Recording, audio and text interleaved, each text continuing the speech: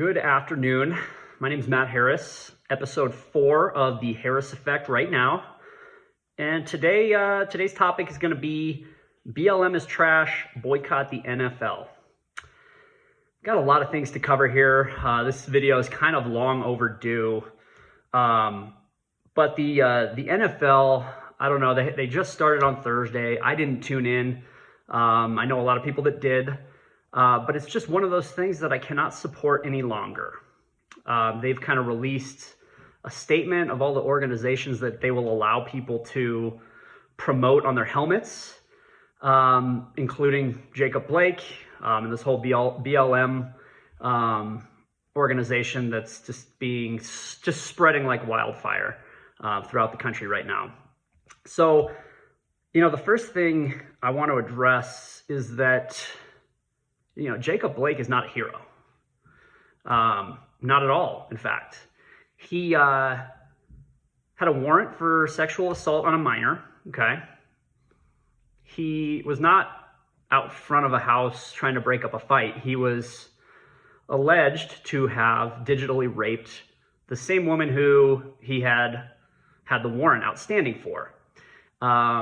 So, not exactly a great human being by a lot of standards. And then he stole her keys, resisted arrest. I mean, he has an outstanding warrant. He's going to jail. It's pretty obvious. But, stole the keys, wrestled with a police officer. I heard he had one of them in a chokehold. He got tased. He didn't stop resisting arrest. And then he reached into his car for a weapon and was shot 7 times. And the NFL right now is allowing people to plaster that on their helmet. And the reason for that is because there's a narrative in the country that we must protect. And just to put this in perspective, and I don't know exactly how many years ago this was. This might have been last year, might have been a couple years ago. But there were 5 officers killed in the line of duty in Dallas. And the Dallas Cowboys, my boys, wanted to basically have some kind of a patch or sticker that paid homage to those fallen police officers, which to me, these were police officers doing their job that were killed. So to me, the NFL, they said no, because they didn't want to get into this whole politics thing and choose sides, which is ironic because that's exactly what they're doing right now. So to me, that contradiction is just ridiculous. Like, they weren't allowed to do that a couple years ago. Now, this whole BLM narrative is just being supported blindly by anybody and everybody. And I've mentioned this before. I don't support the BLM movement. For one, I hate the phrase Black Lives Matter, okay? And here's why. I've written a blog about this. If someone screams Black Lives Matter at you, it's like an insinuation that you don't believe it. Like if I were to sit there and yell at you and say, Hitler is a bad person, you would say, yeah, I know, I get it.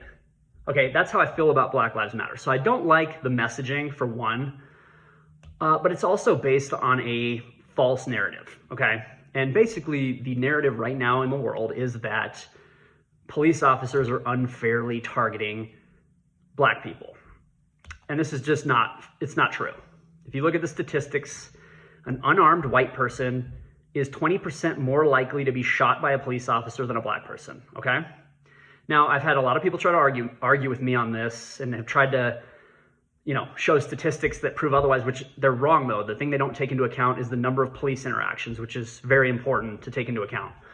So the whole BLM is based on that narrative, right? It's based on the narrative that police are out basically hunting Black people, which is so ridiculous. Like, I can't even fathom that this idea is catching momentum in this country.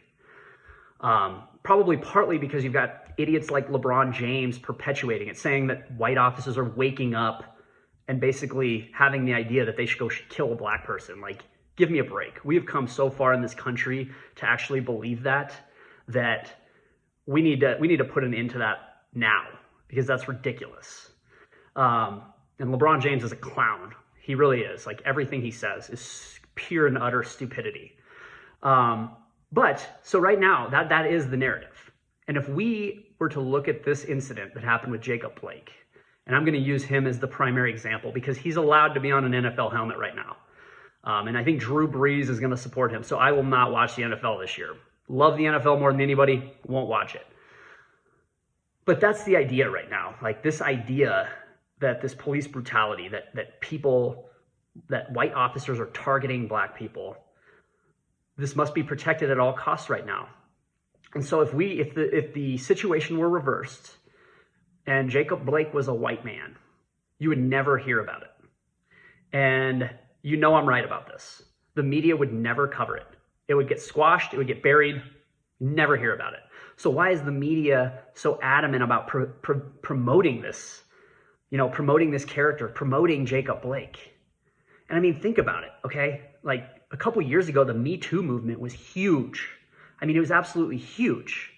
And so now you have a situation where all these people who supported the Me Too movement are basically just saying, oh yeah, that doesn't matter anymore. That's not the narrative now. Like the narrative now is that police are unfairly targeting black people, right? And the issue with this is that we have this problem in America, this completely fabricated problem of systemic racism, right? And I will recognize, and as will anybody, that there are instances of racism and discrimination and hatred in this country, but there is not a systemic problem. We are among the 3 least racist countries on earth, with the UK and Canada. So we've done a pretty good job in this country of recognizing people as individuals and not discriminating. It's actually illegal to discriminate based on race. And I've asked many people, give me one law or give me one policy that is actively discriminating against one class of people. And the only one I can think of is affirmative action, which actually discriminates in favor of black Americans, okay? But so why do we have this narrative in the country that we have this systemic racist problem? And I think, to me, the reason is that we can just blame the system, And it's a way to accuse every white person of being racist without actually committing any act of racism. And this is kind of a whole philosophy that's building in the country that, you don't have to do anything racist to be a racist. You're white, you're complicit in this system that is inherently racist. Therefore, you're a racist even though you've never done anything racist, okay? This is the foundation of this movement right now. Like, it is a philosophical battleground right now. Like, people are saying that the whole system, the entire system in the United States is set up to hold back black Americans. This is just simply not true. There's not a law. There's not a policy that exists to hold them back. There are many other issues at play here, and I'm not going to dive into all of those in this video. But you've got to start thinking about this. Like the NFL, why is the NFL? The second Jacob Blake was shot, the NFL released a statement. NBA boycotted their games before they had the facts. Like this to me just sets off alarm bells. Like why are they so quick to rush judgment? Like they didn't have any of the facts. So why are these huge organizations jumping on board with this narrative? Like what's going on? And I do not know fully all the answers to those questions. I wish I did, but I don't. But so this is kind of the whole thing going on in the country right now. Like we must protect and promote this narrative that the country is systemically racist, and that even if you're not a racist yourself, you're white, you're complicit in the system, therefore you're racist. It's just ridiculous. And I don't understand how it's spreading so quickly. And I mean, I do know how it's spreading so quickly. It's the news. It's the mainstream media. They are truly the enemy of the country right now. They are promoting this narrative. It's not based on facts. In fact, the facts disprove the whole thing. It's probably, America is one of the best places in the world to be any color. I mean, you have rights. You have individual freedoms. Like you have People don't realize how good we have it here. Like, go to another country and you probably experience way more racism than you can even fathom here. We have laws in place that prevent that. But this narrative, it must be protected. It must be promulgated. It just must be. It must be spread.